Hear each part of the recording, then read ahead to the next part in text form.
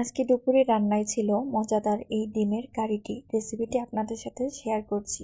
প্রথমে আমি চুলায় একটি ফ্রাই প্যান বসিয়ে নিয়েছি। এবার এতে দিয়ে দিচ্ছি সরিষার তেল। তেলটাকে ভালোভাবে গরম করে নিব।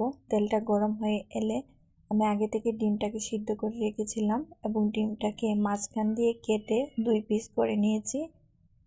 তেলের উপর দিয়ে দিচ্ছি, ভালো করে ভেজে নিব। আমি এখানে দুটো ডিমকে 4 ভাগ করে নিয়েছি।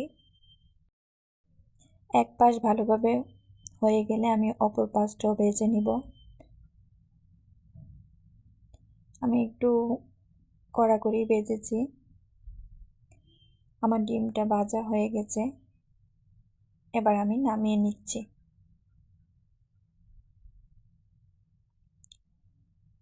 এবার কড়াইয়ের মধ্যে যে তেলটুকু রয়েছে আমি সেই তেলে পেঁয়াজ দিয়ে দিব। পেঁয়াজটাকে ভেজে নিব।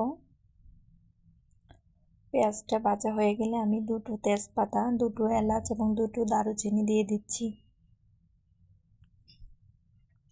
এবার দিয়ে দিব লবণ। তারপর দিয়ে দিচ্ছি বাটা মশলা। বাটা মশলার মধ্যে এখানে আমি দিয়েছি রসুন বাটা, আদা বাটা এবং সামান্য পেঁয়াজ বাটা। এবার দিয়ে দিব মরিচ গুঁড়ো, হলুদ গুঁড়ো, ধনিয়া গুঁড়ো এবং সামান্য জিরে গুঁড়ো। এবার মশলাটা যাতে পুড়ে না যায় তার জন্য একটু পানি দিয়ে দিচ্ছি। পানিটা দিয়ে ভালোভাবে নেড়ে ছেড়ে মশলাটাকে একটু কষিয়ে নেব। এবার আমি একটু ঢাকনা দিয়ে দিব 5 মিনিটের জন্য। 5 মিনিট পর আমার মশলাটা কষে এসেছে। একটু নেড়ে চেড়ে দিচ্ছি। এই তো এবার ভেজে রাখা ডিমগুলো দিয়ে দিব মশলার উপরে। আমি 4টা ডিমই এখানে দিয়ে দিচ্ছি। এবার একটু নেড়ে চেড়ে দিব যাতে ডিমের ভিতরে মশলাগুলো ভালোভাবে ঢুকে। আবার কিছুক্ষণের জন্য ঢাকনা দিয়ে ঢেকে রাখবো। 5 মিনিট পর আবার ঢাকনা উঠিয়ে একটু নেড়ে চেড়ে দিব।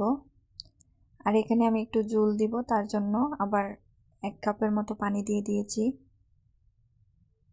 কিছুক্ষণ পর এই তো আমার ডিমের অবস্থা। একটু নেড়ে চেড়ে দিব। এবার 5 মিনিটের জন্য ঢেকে রাখবো। এবার ঢাকনা খুলে আমি 2টা কাঁচামরিচ দিয়ে দিয়েছি। এই তো আমার ডিমের তরকারিটি হয়ে গেছে। দেখতে কেমন হয়েছে অবশ্যই কমেন্ট করে জানাবেন। ভিডিওটি দেখার জন্য ধন্যবাদ সবাইকে।